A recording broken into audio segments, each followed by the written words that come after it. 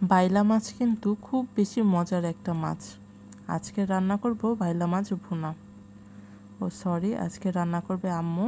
মায়ের হাতের বাইলা মাছ ভুনা দিয়ে ভাত খাবো। এতে দেখেন আম্মু মাছগুলো ভেজে নিয়েছে। তো সুন্দর করে এই যে সব গুছিয়ে নেওয়া হয়েছে রান্নার জন্য। এই তো কড়াই বসিয়ে দিয়েছে। আম্মু পেঁয়াজগুলো ভেজে এখন লবণ, স্বাদ মতো লবণ, মরিচ গুঁড়ো, হলুদ গুঁড়ো আর একটু পানি দিয়ে মশলাগুলো কষিয়ে নিচ্ছে। এই তো দেখেন সুন্দর বুদবুদ উঠে গেছে। মশলাগুলো কষানো হয়ে গেলে আম্মু আর একটু পানি দিয়ে দিবে একটু ভালো মতন কষানোর জন্য।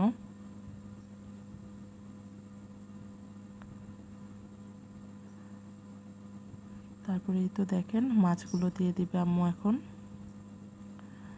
আম্মু আরেকটা এই মাছটা রান্না করে, বাইলা মাছ আপনার সরিষা বাটা দিয়ে, এটাও খুব বেশি মজার হয়। আরেকদিন আপনাদের সাথে শেয়ার করব রেসিপিটা। বাইলা মাছ দিয়ে সরিষা বাটা দিয়ে যখন ভুনা করা হয় এত বেশি মজা লাগে বলার বাহিরে। তো দেখেন সুন্দর করে রান্না করে নিচ্ছে আম্মু। তারপরে এই তো একটু ধনিয়া দিয়ে দিয়েছে ওপরে।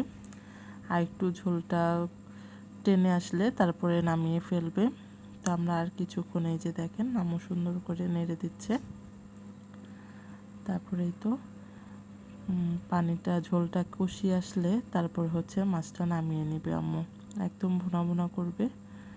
অনেক বেশি মজার হয় বেলে মাছ বা বাইলা মাছ ভুনা। আমার মতো কার কার বাইলা মাছ পছন্দ অবশ্যই জানাবেন। এই তো দেখেন অনেক বেশি মজার ছিল মাছটা। এই তো আপনাদের সাথে পরিবেশন করে নিলাম। এই বাইলা মাছের মাথা আমার কিন্তু খুব বেশি পছন্দ।